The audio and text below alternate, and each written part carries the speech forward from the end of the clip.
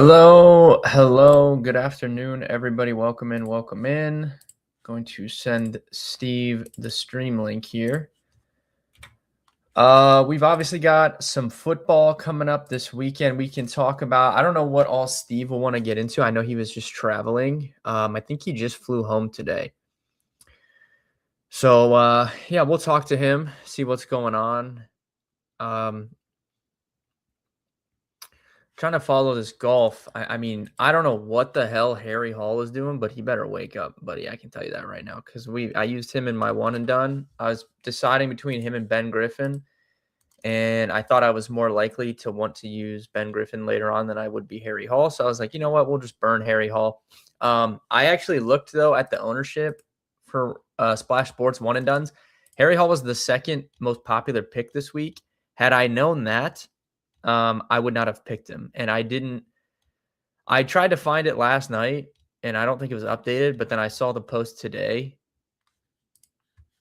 and it was too little too late. But if I had looked at that information, I would not have made that decision. But I don't know. He's playing the hard course today. So I don't know. He needs to figure it out. Just get somewhat back to where he can make the cut and then go low tomorrow. But yeah, I don't know what the hell that guy's doing. Steve is in here. I'm going to add him in. Steve, this is the level of commitment I like to see because, look, the chat can attest. Our guy Matt and Sam that come on the Sunday streams, I mean, these bums, like we hit like week 5 and never saw these guys again. Sam, I don't know. Sam's always hitting me up like, dude, like, let's do this on the stream. Let's do this. He never comes on the stream. So what do you want me to do with that, Sam? If you're out there watching, what do you want me to do with that information? Matt, no idea where that guy went. Fell off the face of the planet. Hey, it's like you traveling and right in here right after the flight. No worries. Yeah, not gonna lie, I'm like a little gassed, but it gets me fired up.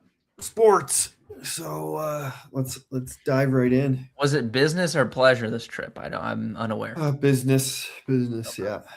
Okay. It was good. I was in Austin, which is a great place to visit. Yeah. Had barbecue twice this week, so Nice. You can't complain there.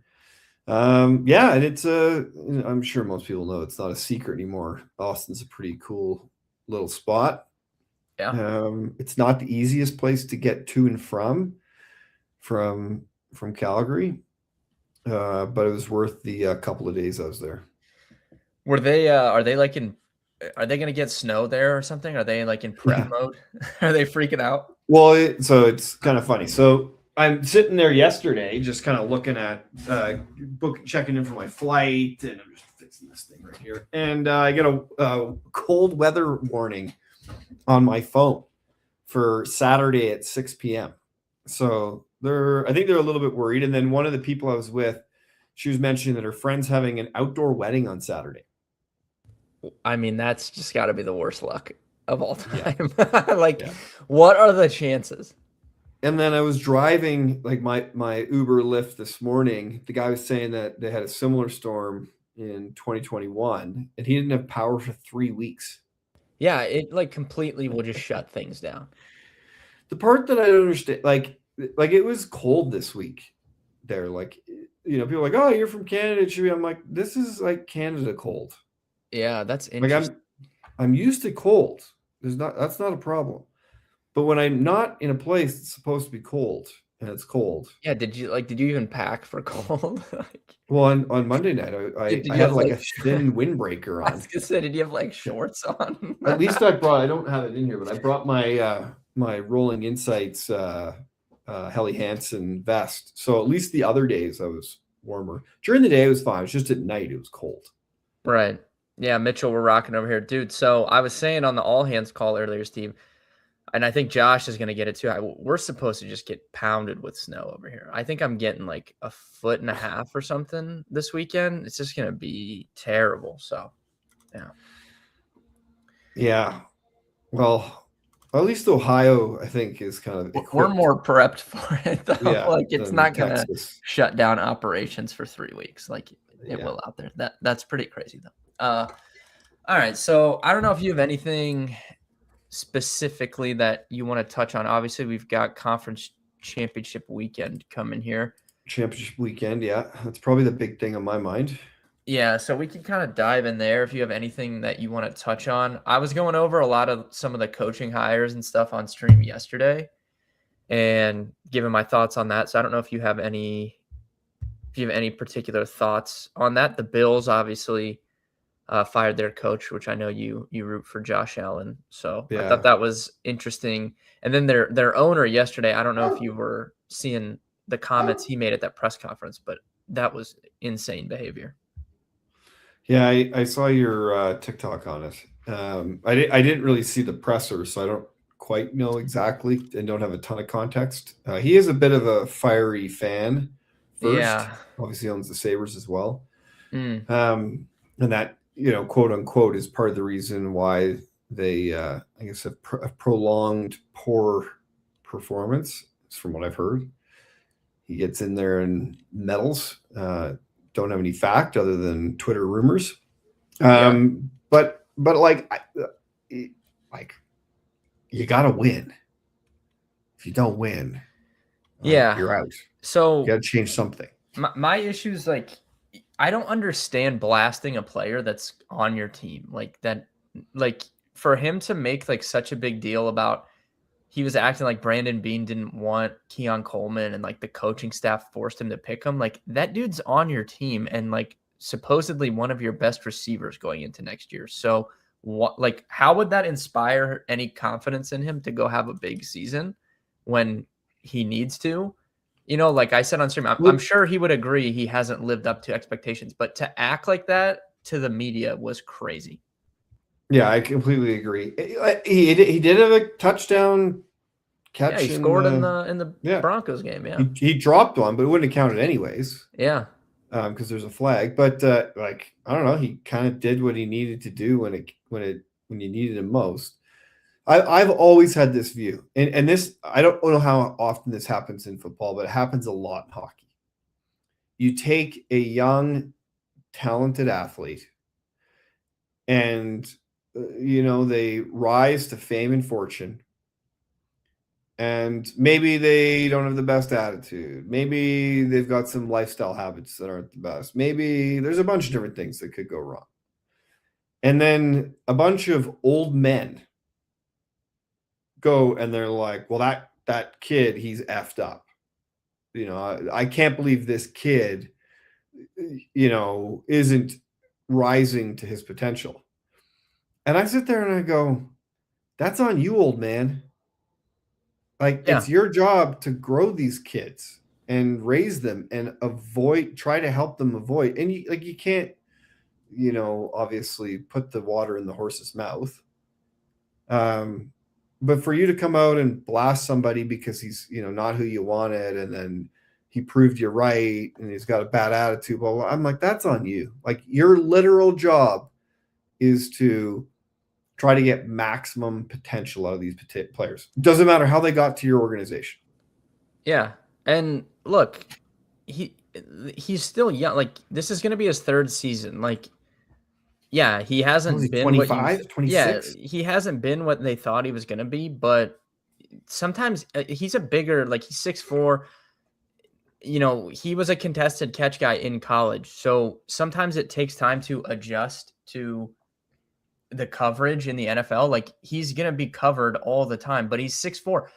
It takes those bigger guys sometimes. Like, it wouldn't be crazy for him to have a really good season in his third season. Like, he's barely played. So I don't understand. Like, I don't know. It just came off weird. Like, he was just like, if you're going to fire McDermott, like, I think you just fire the GM too. Like, you just start over. What's the point of keeping the GM? I don't particularly think they've been great at like building their team. And I also think it was too little too late to fire McDermott. Like, I would have just kept him at this point. Like, if they were going to fire him, they should have done it like 2 years ago. Like, what's the point of doing it now? What are they going to do? Promote Joe Brady? I think that's a backward step. Brian Dable, backward step. Like, you might as well just keep McDermott at that point. And Mitchell right there in the chat. He said they lost the game against the Broncos because of a bad call, but then he said they fired McDermott because of the loss to the Broncos. Like, that doesn't even make any sense. Yeah. Like, then it was a bad, that guy was down on reception. It was not a interception, in my opinion. Like, he caught the ball, he lied in his back. And then, the second pass interference, I don't think that was pass interference, but it's the NFL. They always have a bad pass interference call late in the game. I don't know what the ref's problem is. Like, they just get like nervous that they're going to miss something and then freak out and then throw a flag. But I come back to it and I'm like, the one thing that when you have, so this happens again in hockey all the time. It's my point of reference. The Penguins won with Dan Bylsma. I think we can all agree, for those hockey fans out there, Dan Bylsma and Therrien was the coach prior to him. Bylsma's not really a great coach. He's been tried a bunch of times since then, hasn't really turned out. But Bylsma won a Stanley Cup. Michel Therrien came in, put the system in place, groomed those players, got them to the 1 yard line in hockey, got them to the goal line. And then a guy like Dan Bylsma came in, and all it was a fresh face. And in many cases, he was the right mix of like positive personality, even though he's not a good coach. But they had all the good habits from Michel Therrien. And just that change literally sparked them to win Stanley Cup, where under Therrien, maybe he would have been able to get it, maybe he wouldn't have. But I think a lot of players are tired of hearing Michel Therrien. Yeah. So there could be that effect. But I kind of sit there and I'm like, you've swapped out receivers. You got a running back now where you didn't have one before. Josh Allen, unfortunately, had 5 turnovers. So not his best game, but you got the quarterback. You're not changing that. The defense is still pretty good. So like, what else can you change? This was the year too. Like, this was of all the years, this was the year. And so they got a little bit screwed by the refs. But that's the GM's fault though, because like I said, this is like the worst version of their team. Like, I don't think he's particularly done well of like maintaining their team. Like, they were really good a few years ago and they just ran into the Chiefs and they ran into the Bengals that one year when it was like the peak of the Bengals. But they haven't been able to maintain their team really to take advantage of a year like this, where they were set up to. Well, go ahead. I was just going to say one thing on the wide receiver situation, kind of circling back to Keon Coleman. Like, they kind of proved that it doesn't really matter who your wide receivers are. Like, and I think that's part of the problem with Keon Coleman is like Josh Allen distributes the ball so widely. Yeah. That like, I don't think they can win a Super Bowl like with the receivers they have this year, but like, it doesn't hinder you from like getting to the playoffs and stuff. I do think like it affects things like when you get in those close games, but I don't know. I mean, they just need like okay, if Keon Coleman gets a little bit better, they just need one other player, they don't need to have Justin Jefferson or Jamar Chase and T Higgins. Like, you don't need that when you have Josh Allen. You just need like marginal guys that are okay. We'll see what happens. My understanding, Mitchell, with the rule, so the Bears play where he just went straight down. My understanding is when Brandon Cooks like jumps and he's falling to the ground, like it would be like if you remove the defensive player from that equation. So if he jumps up and falls down and the ball pops out, it would be an incomplete pass. So I think they're comparing that. It's the same thing as if the defender wasn't there and the ball popped out. It's just the defender got the ball. So that's why it was interception.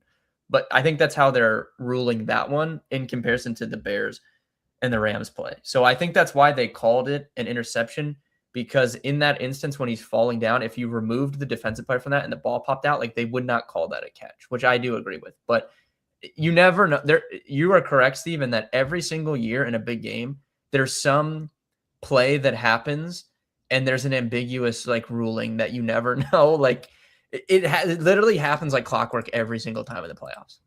Well, the part that I didn't like about it is that when he caught the ball, and it's not like it was moving around, and it was the defender after he landed upon it that like ripped the ball away. So like, is he not down? The defender's making contact. The ball didn't move until the defender. So that's why, like, because I understand what you mean. Yeah. If he wasn't around, but he would have just lied on his back and caught the ball if there's no defender.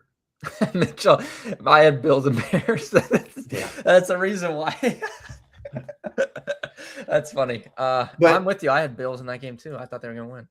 actually, I picked about the opposite side on both, even though I wanted both those teams to win. So I was happy from that standpoint. But well, there was another thing I was going to say. I lost it. It'll come back to me. What's your opinion on the Broncos now? So they're having to play with no Bo Nix. Well, so like, what do we think? Do we think he got hurt on that play? Because he seemed fine.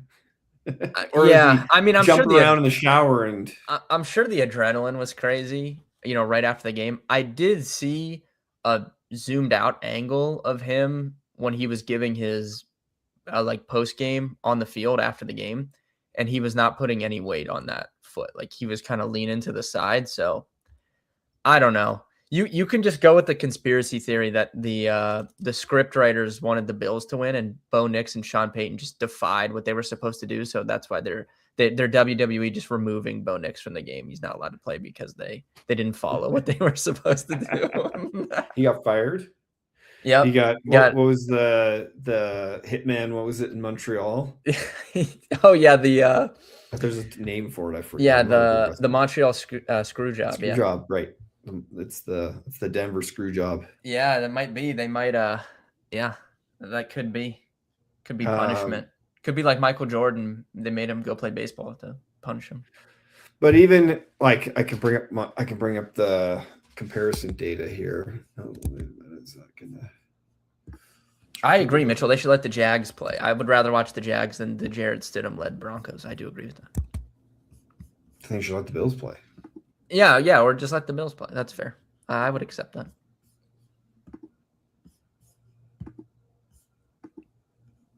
I don't know. Like, I can't remember a time like a guy getting hurt like that, and you just like not even like that was a shocking notification.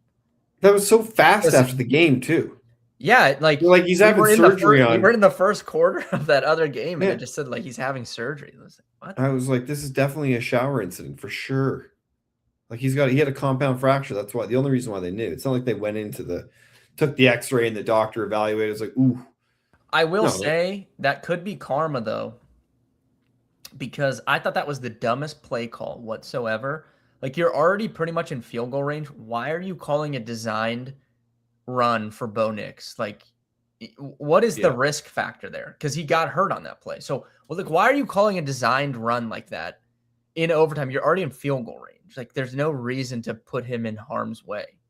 But weren't they trying to center the ball? But like, couldn't you do that? I mean, I guess they could. Yeah, just I don't know. I thought that was a stupid play call anyway. So that's fitting that he. I completely agree.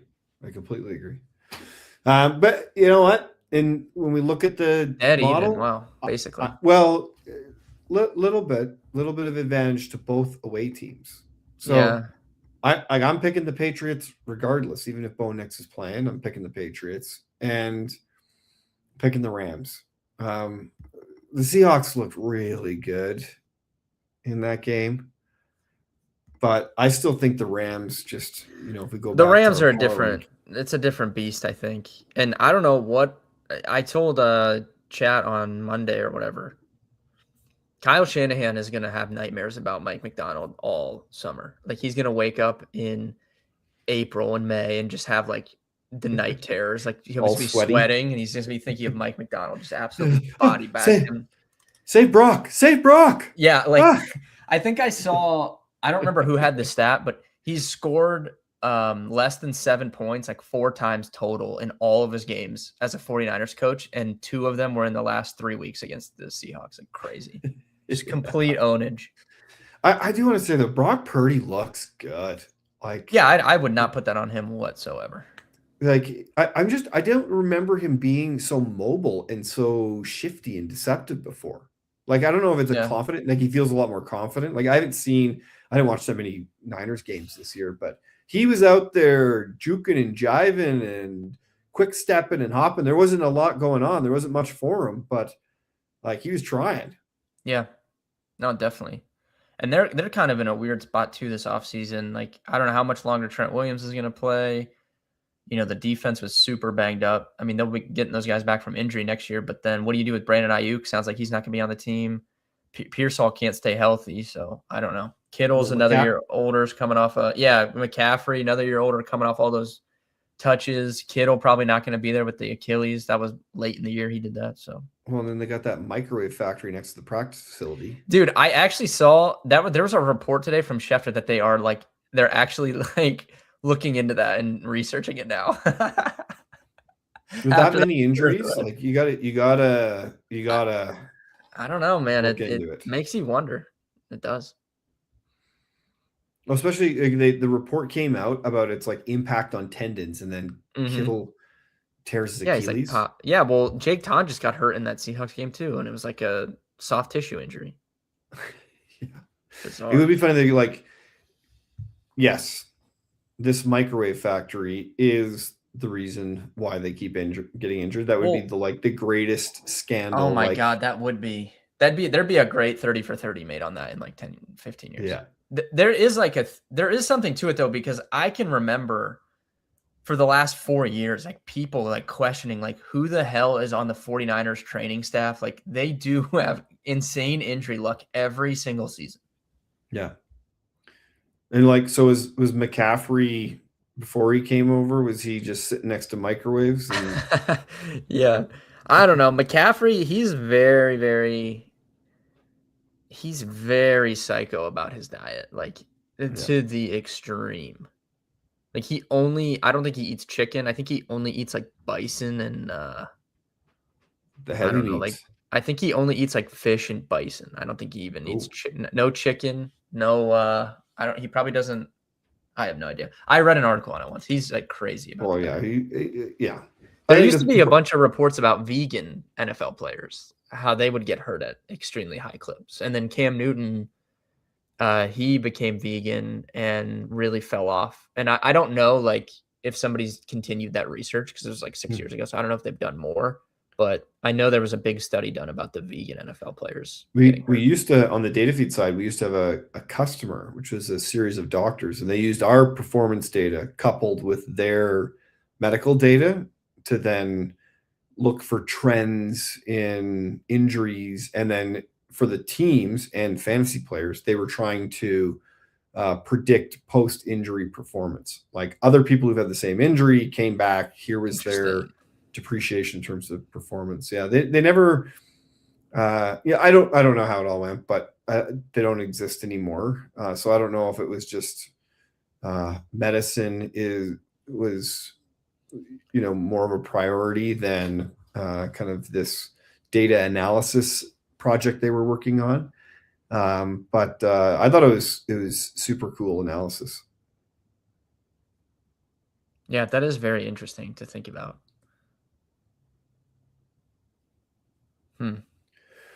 But at the end of the day, I thought Cam Newton's downfall was when he started wearing those hats. I thought that was the end. I made that joke in Austin on Monday. His ultimate downfall was not diving for that fumble in the Super Bowl. I mean, like it's pretty crazy that he won an NFL MVP, had a really good career, but he's always going to be known for that negative play. Like it's just funny how that works out. He invented a move for children. Yeah. Like not many people. Even the Superman celly to start. Like, there's kids still doing this. Oh yeah, they have no idea who Cam Newton is. These kids now, man. I always think it's funny. I think people. You remember there was a commercial with him where he says something to like some little kid about playing quarterback, and everybody's like, "Oh my God, that's Drake May!" Like it turned into Drake May. Is it really? I don't think it actually is, but if you go back and look at the commercial, it does look like a little version of Drake May. Little Drake funny. May. Okay, going back to Monday, college football. What did you think of the national championship game? I thought that was awesome. I'm a big Cignetti fan. I always have been. Everyone in the chat knows that I was pleading for Ohio State to get him. It makes me sick that he's not Ohio State's coach. And now he makes you like want to root for him. Like he is very, very likable in my opinion. And I thought that was awesome. I'm happy that they won. I thought it was a great game. And yeah, I mean, we'll see where they go next year because they're going to have a lot of new guys again transfer exactly like this year. So I don't know if he'll be able to get kind of the same production, but he's a very good coach. I don't know. It's tough to pick against him right now. Yeah. Yeah, and I thought Mendoza was pretty special. Yeah, that fourth down call to call that the quarterback run up the middle, like you could see, like Cincinnati took timeout right before that, and you could see him just like willing them to go do that on the sideline, and then it just worked out perfectly. That was really really cool, and that will be immortalized because those guys will definitely be getting statues. So I'm sure that play will be included in some capacity. Yeah. The Superman dive across the end zone. Yeah, the second effort, the spin move, like I can already see the Kevin Costner movie. Yeah. Man, I mean, they're gonna be right back, but I think they're getting. Someone in chat can correct me if I'm wrong. I think they're getting TCU's quarterback. I'm not like the biggest fan of him, but at the same time, people weren't crazy high on Mendoza coming from Cal, so maybe he can get the most out of him next year. Yeah. Well, and I heard I didn't quite. I don't, like I said, I pass it on fault, but I saw Mendoza's brother's leaving now. He's transferring out. Yeah, that's just probably a playing time thing because obviously he came there to be with Fernando, and then Mendoza leaves. He's not going to be the starter, so I think he's going somewhere where he actually will play. Yeah. If I had to guess. And then, so you think he's going to go number one? Yeah, I would be pretty surprised if he doesn't, especially like Tom Brady pulling up in person to the national championship. He's taking on that bigger role for the Raiders. I would be pretty surprised if they don't take him. I would agree. And the thing about him too, it's funny because he'll be wearing a Raiders jersey, but he's so marketable. Like he's so well spoken. It's such a good story, good character. He's not a bad boy. And then he's going to go put on the black and gray. Yeah. Kind of the opposite of the Raiders, persona. They're gonna have to change the culture in Las Vegas, change the jerseys, something a little lighter. Yeah, we'll have to see who they get as their coach as well. It sounds like I thought we would get an announcement today that Jesse Minter was going to be the Ravens coach, especially when he canceled his interview with the Browns today. So I thought for sure we were getting that announcement, and then now. We got this report a few hours ago that the Raiders really want him. So I don't know if the Raiders are making a big play to kind of steal him away from the Ravens. I don't know what the Ravens will do if he flips and goes to the Raiders. I think that would be very interesting. And what about our Cleveland Browns? What are we doing? Yeah, they're gonna go young. So they're gonna pick either. I think they're gonna get either Grant Udinsky from the Jags, who was their OC. He's literally my age, 30 years old.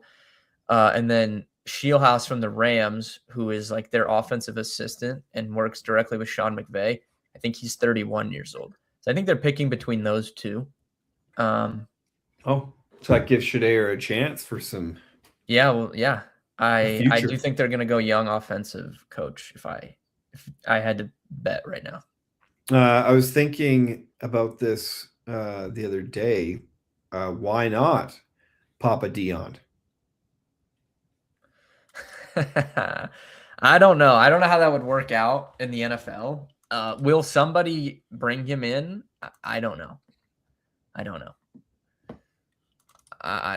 I would say no to getting him as coach, but I won't be shocked if that happens in a few years. Especially if he switches team. Like if Shador goes to a different team, I could see that happening potentially. Yeah. It's a package deal. Yeah. Mitchell, good point. Mike McDaniel, OC for Herbert, is awesome. Really like that fit. I think that's a perfect fit. Yeah. Yeah. He also is going to have to redesign his look and swagger. The Miami is not going to work in the SoCal. Yeah, well, I know his wife is from SoCal, I think, so that's probably made the decision a little bit easier for him.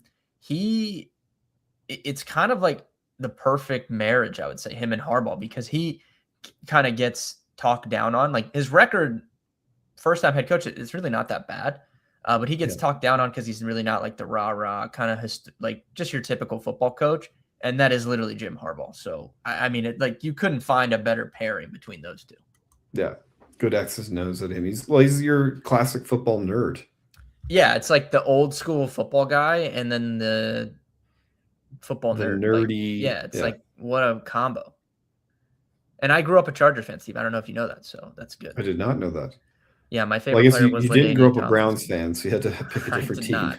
I loved Phillip Rivers and I loved LaDainian Tomlinson, so that's my team. I was with a bunch of SoCal folks this week. It was just as much pain liking the Chargers as it was the Browns because they would always it was almost the Browns were just never good. The Chargers would be great and then lose in the playoffs inevitably every single time. Yeah. In the most just like painful way possible. Yeah. Yeah. Yeah.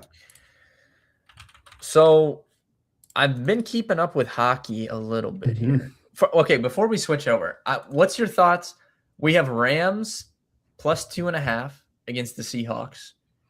And then we have Patriots minus 4.5 against the Broncos. That opened at 4.5. I think it went up to 5.5, and now it's back down to 4.5.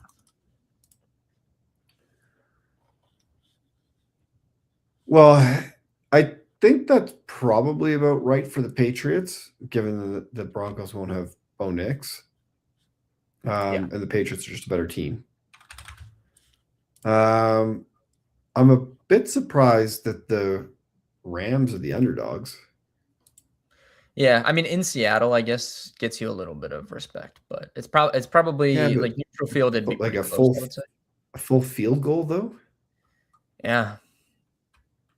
Yeah. So that seems. I like the Rams, I think, to win that one. I'm picking the Rams. I think they're the better team. You got to win if you're going to be a champion. You got to overcome adversity, if I could speak, and winning on the road. There's no better way to go into the Super Bowl after that. Actually, you could have 2 road winners and then go into the Super Bowl. Which when's the last time that happened? I don't know. I'd have to check that. I don't know the last time both road teams won. I don't know. I need to check that. Interesting. I'm surprised nobody in the chat's called me an idiot because yesterday all I did was talk about Pearson Cootie for this golf tournament that I didn't bet him, and now he's 9 under today. So that's just great. Golf is back, baby. Let's go. Can't wait to enjoy this all season long. Yeah, tournament number 2. So you want to talk hockey? Yeah, I've been I was laughing because after we talked, the next day I got on like FanDuel to look at it, and they just had FanDuel had a whole section just for the Colorado Avalanche in the odds. Really? It literally just said Avalanche. They had their own section. Well, they still have good. It. They still have it on there. They're pretty good. We want to pull it up so I can. Yeah, here, let me. I thought this was so funny. Literally, the Avalanche have their own section. So we have like all your normal stuff, Avalanche. Stanley Cup plus 230, Hart Trophy, McKinnon, massive favorite. What is the Rocket Richard Trophy? Can you elaborate? The Rocket Richard. Okay. So Rocket Richard, I think he was the first. He might not been first, but he was the first guy to score 50 goals in a year. Oh, I'm an idiot. I see it says this right below. Yeah. So it's the guy who scores the most goals. Okay. Art Ross is the point leader. Yeah, point leader. I know that one. Interesting. Hart Trophy is MVP. Yeah. So there's some interesting ones on there. There's always this debate on the Hart Trophy. Yeah, I remember last year we were getting into that. Yeah. So I find it interesting that they have Macklin Celebrini kind of so high when San Jose is better, but they're not a winning team. So they're definitely better than people expected, though, right? Yes and no. They've been bad for a really long time, and they've got a lot of good players, good young players now. So, at some point, unless you're the Buffalo Sabres, you're going to start getting better. Mm-hmm. So, Is it a surprise? Like, not really. It's kind of more of like a about time. But they're still not a contender. This is the first year that they've climbed out of the pure basement, but it's not like they're like on the stairway back upstairs to the main floor. It's not like they're, upstairs on top of the house. This is a terrible analogy, but it's not like they're they're competing for the Stanley Cup. Like, they still might not make the playoffs. Yeah. His So cards have to be juicing, though, are they not? He's had a good season. Well, let me look him up on Card Ladder. That's yeah, a good we one. should. Yeah, shout out to Card Ladder. I told Jeff we need to get an affiliate code for Card Ladder. We should. Oh yeah, you gotta bring up your. Oh yeah, I don't have that card on me, or I would show it off. Where is it? I do. It's just like over there. I don't know. Safety deposit box. Yeah. Oh, dude, Steve. Speaking of that, there was a sale today for that card, $18.50. Whoa. Crazy. Why is this not working? I can check it. What's like a good Celebrini Young Gun? Okay, I can check it. I have the Card Ladder app. So. Actually, I have that card right here. Yeah, I was gonna say, don't you have it? I do. Yeah, I have a few. Actually, I did. Maybe I can bring it. I don't know if this isn't showing at all, but I did find a really cool card the other day. So, okay, do you know, without me checking, like, do you know about what the price was of that? I paid $200 for it. In a 10? Or just a card? Raw. Okay. Do you know, like, do you know what it was in a 10, like, before the season? Any guess? It would have been like 400, I bet you. Dude, oh my God. PSA 10 right now, Card Ladder value, $1,400. Woo! The regular card, raw.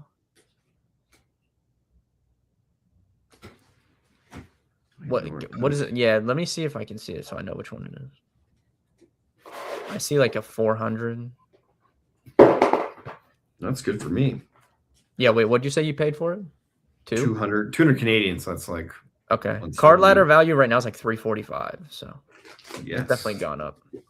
It's funny because Jeremy's probably not listening, but he was kind of trash talking me a little bit for going so hard off on that Celebrini. Yeah. Yeah, I have to.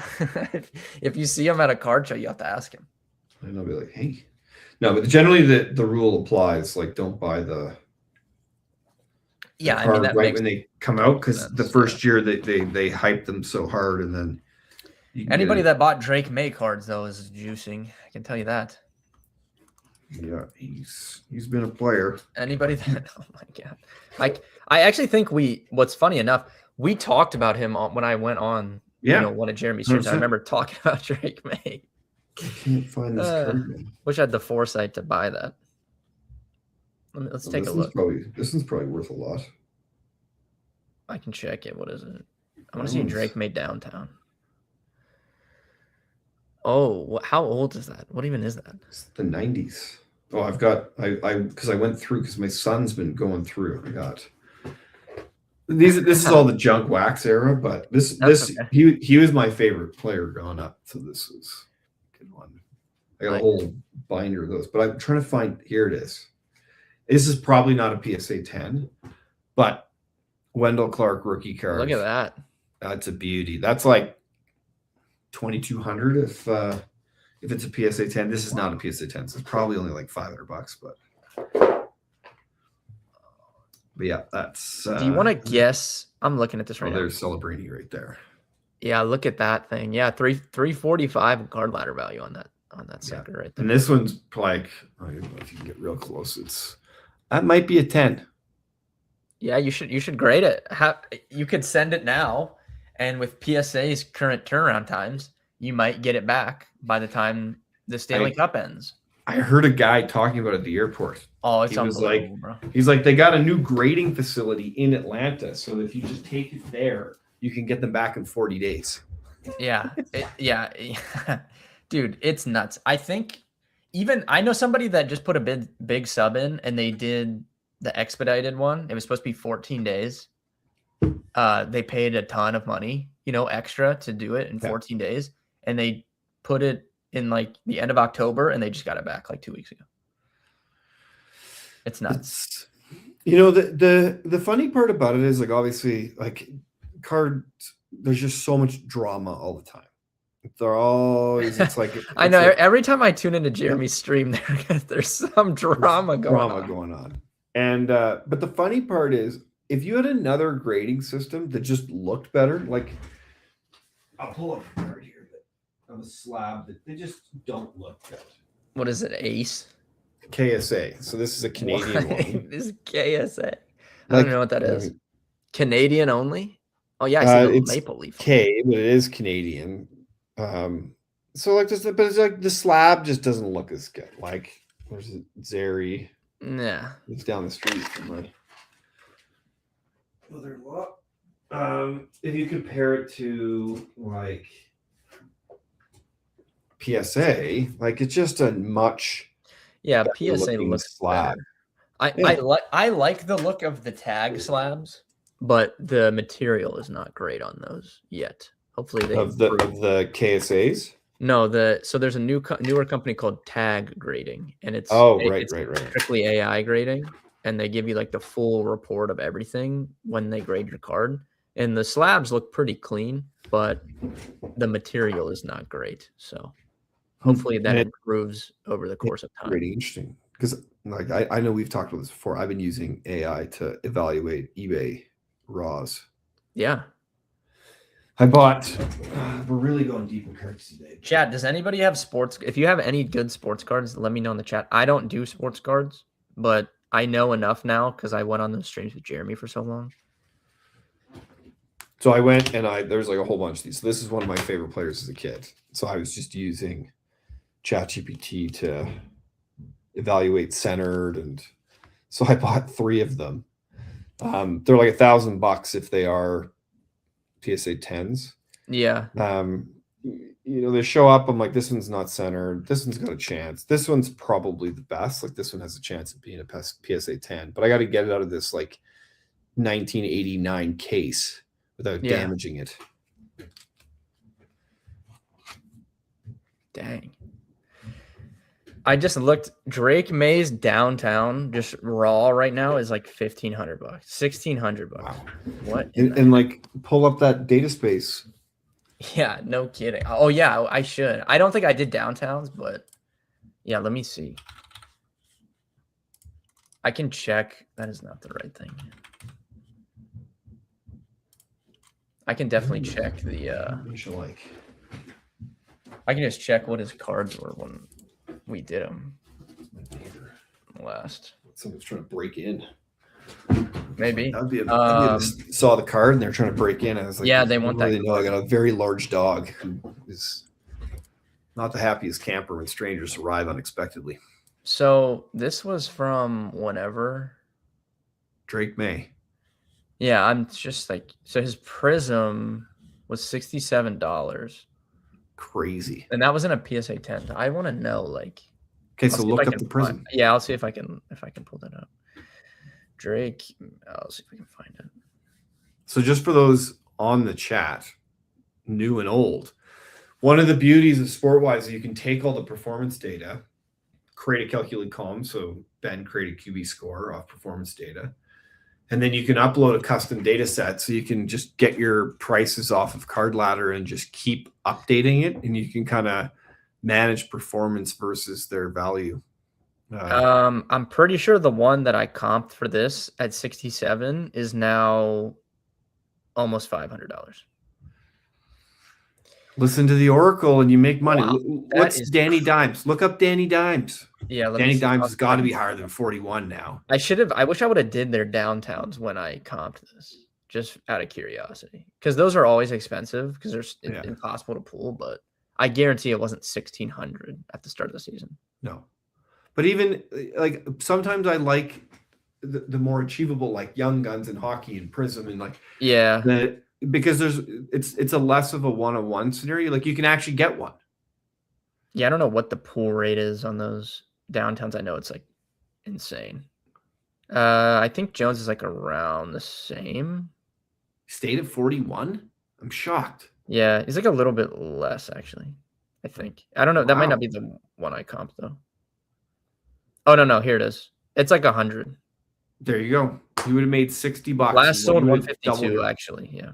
152. Yeah, most recent sale 152. 3x your money on. You listen That's to Ben the crazy. Oracle on cards. Like we should go back on sports I want to cards. see Darnold. I couldn't even find a sale on Darnold before the season. Yeah. That's why it's blank. There was no sales. Yeah, look at Sammy. For the record, I knew that Sammy was going to be money in Seattle. I know we debated it. We'll have to go back and clip that show. Yeah, we need to go back and look at some of those. I do remember that. Oh my God. I'm seeing like a 200 Darnold sale. There was not even a sale for it. Yeah. Before the season. Nobody wanted it. You could get them for $10, I bet you. $5. It's actually crazy. That is crazy. Yeah. Well, Stroud, I bet's down even more. That guy. Yeah. Jaden Daniels has to come way down because his was so inflated. Dude, there's some people that paid big money on some Jaden Daniels cards that are taking a bath right now. They better hope he has a big season. Yeah. I think he'll come back. Like it's always that sophomore they figured out. You just hope it doesn't go the way of CJ Stroud. Yeah. And like Scary Terry wasn't as good, and like it wasn't the overall environment. You know, they were that Bears team from this year 2 years ago. 100%. Yeah. So speaking of that, what do you think is the path for the Bears next season? They're definitely going to lose a couple guys. I would say DJ Moore probably not going to be on the team next year if I had to guess right now. Montez Sweat, I could see not being on the team. Edmonds, I could see not being on the team. But for the most part, you know, offensive line I think will mostly be intact. Obviously, they still have Caleb Williams. Swift is, I don't know. They definitely could save some money ditching him. I think it'll just come down to whatever they think is best. I don't know, but you know, another guy did well. Ben Johnson, if you have a 2-back system, it doesn't really matter. You can just get but another guy. Like, you know, they're still gonna have Odunze. They're still gonna have Burden, Loveland, Caleb. Burden the defense really will largely be fine. So I don't know. What are you expecting for them next year? I don't know. I said the same thing about the Commanders this year, though, especially when they got Debo. I was like, oh, they're going to take a big step forward. So I don't know. I think that Ben Johnson's a creative enough coach that, you know, they're not going to be able to go back and look at a bunch of game tape and kind of figure out all the strategy employees. He'll come up with something new. We didn't even talk about this. That throw by Caleb Williams. Like, oh my, unbelievable. That's got to be the throw of the year. And I want to know, did he even know that he was there, or is he just thrown to the corner? I think when you watch it, I don't know if you saw like that angle from the person that was like standing in the end zone, but when you watch it from that angle, like it kind of seems like he knew, like he meant to do that. I don't know. That was an insane throw. Yeah. Also love the defender was like, oh, I'm just going to let this guy go, touchdown. And the look on his face was like, what? Where did that come from? Yeah, well, it was everybody was just like ready to be like, oh, it's over, because he almost got sacked, and like you never see a completion when he dropped back like 20 yards. Yeah, he threw it from nearly the 50-yard line. I think it was 40. Yeah, it was a 14-yard touchdown that he threw from like the 45. Yeah, it was crazy. But yes, I like, and I think he proved that he's a real quarterback. So I think that that's a big, and they kind of broke the like Windy City curse a little bit, where no one there can score because of the conditions, especially later in the season. So I think they should be good next year. I think they should be good. They should hopefully get better, actually. Yeah, I do agree. I do think that like there's no way they run hot like they did on turnovers, but I don't think they're going to be like a bad team or anything. Their offense will be good. Colston Loveland looked so good. Luther Burden looked very good. As long as they're healthy on offense, like definitely think. Yeah, I think they'll have a good. They probably won't win as many close games. Yeah, it's just not like it's not bad on them. It's just not like mathematically, that's really like not possible. But hopefully they get a year into it and they don't have to. Yeah, that could be. Well, I mean, their division is so tough, though. I mean, the Packers are going to be good again. The Vikings, if they can figure out the quarterback position, like they got to retain Brian Flores, which was huge. Like they're set up to be very good. And then the Lions are the Lions, even though, they didn't have kind of the season they expected. Still, formidable team. Yeah, agreed. Yeah, it's a tough division. I want to look quickly because you can get better odds if you do it now because we don't know who's playing at Super Bowl MVP. Yes. Do a little early look at this. Obviously, we don't know who's playing in the game, so if you bet on like Sam Darnold and they didn't make it there, you're just out $5 or whatever you put on this. But so obviously the quarterbacks are going to dominate the attention here. I hit I think he was 22-1 or 20-1. Cooper Kupp, when he won MVP for the Rams, just using the thought process of Matt Stafford, while he's very good, is not Tom Brady or Patrick Mahomes, in my opinion, to where if those teams win, just by default, they end up winning Super Bowl MVP. I mean, Patrick Mahomes, it would be very, very difficult for him to not win Super Bowl MVP if the Chiefs win the Super Bowl. Yeah. Same thing can be said for Tom Brady. I mean, James White had just a monster game against the Falcons, and they still gave it to Tom Brady. So Matt Stafford doesn't have that same reputation. So I took Cooper Kupp the year the Rams won. He did win MVP. I think you could apply that same thinking to the Rams team this year. I think it's flipped a little bit. It could. But like if Puka went out and had like 200 and a touchdown or something, I think they would give it to him. Yeah. I would rather bet on him than I would Stafford or someone else on the teams. Like Devontae Adams could score 2 touchdowns and like trick play and he throws a touchdown or something. And, they would give him MVP maybe. So that's something to think through. The same thing applies to the Seahawks. Like, I don't think Sam Darnold should be no way. The favorite? Very easily could someone else on the Seahawks win Super Bowl MVP. Mm-hmm. Drake May is the most likely quarterback, I would say, if his team gets there and they win, that they would just give him MVP. I think that's the most likely. But if we get from the Rams or the Seahawks, if they win the Super Bowl, I think you can look at some of these longer odds options. Yeah, they really pay out too. Yeah, I mean, because it's just the core. Like Cooper Kupp, this was prime Cooper Kupp, like almost 2,000 receiving yards in a season. Cooper Kupp. And we got 20-1 on him to win Super Bowl MVP. Yeah. And I don't know if you remember that game, but if the Bengals won, I think T. Higgins would have won MVP because he scored a touchdown. He threw a touchdown. I actually think T. Higgins would have won MVP if the Bengals won that game. And then when the Chiefs won the last time, they were losing to the Niners until the end of the game. I think Jawan Jennings at a massive number would have won Super Bowl MVP because he threw a touchdown and had scored another touchdown. So, yeah, you can get big odds on some of these teams if the quarterback doesn't win. Well, I'm hearing a pattern form. If the wide receiver throws a touchdown. Yeah, you got to run a trick play. That's why I think it would be Adams. Like, if they ran a trick play for a wide receiver to throw a touchdown, I think it would be Adams throwing it. Well, can we look up? I want to look up if he's ever thrown a touchdown. Well, let's even see who's thrown touchdowns this year. Yeah, let me see here. Where is... I don't think he took a sack one time as a pass catcher or as a thrower. He took a sack. He's never thrown a pass, from my understanding. Let's see if Puka has. Off the top of my head, I don't remember a situation where he did that, but I could be wrong. No, he's never thrown a pass. Pass TDs. Wide receiver. Let's pick everybody but quarterbacks. Here, I'm going to share my screen. We'll do this. Yeah. Show the power of, well, especially after, I think it's for soccer, but with reference, getting their data pulled. If you want advanced analysis, can't go to them anymore.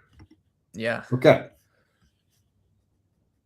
That doesn't seem right. He's through No. 4 pass TDs. That cannot be right. But moving down below that, okay. Cedric Wilson Jr. This is just this season, right? This is last year. Okay. Yeah. Amon St. Brown. It's just tough. It's tough to know. Like the Niners do it with Jennings because he played quarterback in high school. A lot of these guys played quarterback before. No passing TDs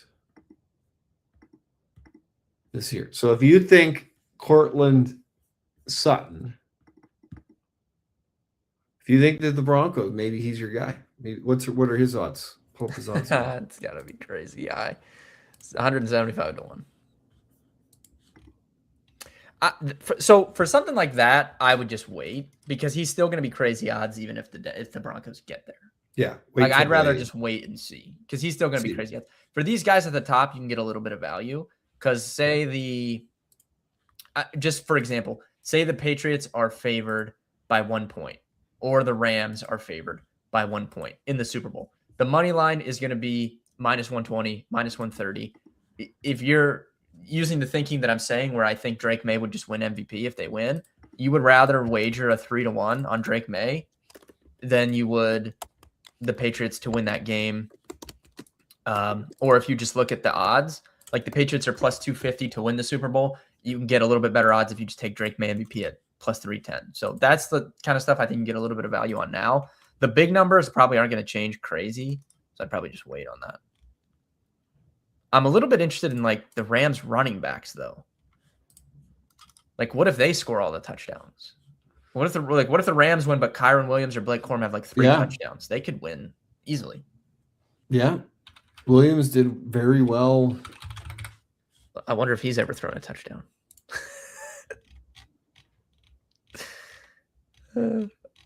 I don't think he has. No, I do not see no touchdown pass registered. What about Blake Corum? He's only been on the team for 2 years. I don't know who would run the trick play for the Rams. That's the thing. I need to go back. I need to really get in the lab here and look at the trick plays they've ran this year and see if they did any reverses to throw, who was making the throw. We can also look up attempts. I know. Well, I can see that, but I don't like Kyron has never had a pass attempt in a game. Blake Corum never has. Devontae Adams has a pass attempt, but he was sacked on the play. Puka doesn't have a pass attempt from what I can tell. So I don't know who else would do that unless they did one of the tight ends, but that's less exciting. This year, I don't think that's. Let's look at that. Cortland Sutton. Yeah. I think the Rams running backs are interesting. Puka's interesting. The Rams running backs are interesting. Atwell threw a pass. Oh, God. I mean, that's just not – I was going to say – I literally almost said there's no way they would have Tutu Atwell throw a touchdown. He's 5 foot tall. He threw a pass. Or he panicked and threw it somewhere. Let's see. JSN had one. He did. He has 1 attempt. 0 for 1 in his career. JSN, yeah, okay. That's interesting. Okay, so just to wrap this up, obviously we'll talk way more about this as we move on, but if the Seahawks get in, I'm going to be firing on some non-Darnold MVPs. If the Rams get in, I'll be firing on non-Stafford ones. If the Patriots get in, I probably won't. Just go Drake. Easy money Drake. Probably. Yeah. Rashid Shaheed could return 2 touchdowns and win MVP or something like that. There's return 2 touchdowns. There's Pat. I mean, he just took. What a wild open to that play too. I was there's this is for him to do something. Yeah. It's funny because I was like, this is close. Yeah. Except for the fact that the first play was a touchdown. Yeah. Okay. Well, on that note, I got a jet. check out data feeds, check out SportWise. If you need the data, it's there. Yeah, chat. Thank you guys for tuning in. I'll be live tomorrow. We'll do the full game by game NFL stuff. I'll dive in a little bit more. We'll find some touchdown picks, hopefully. Thank you for tuning in, and we'll see everybody tomorrow. Thanks, everybody. Bye.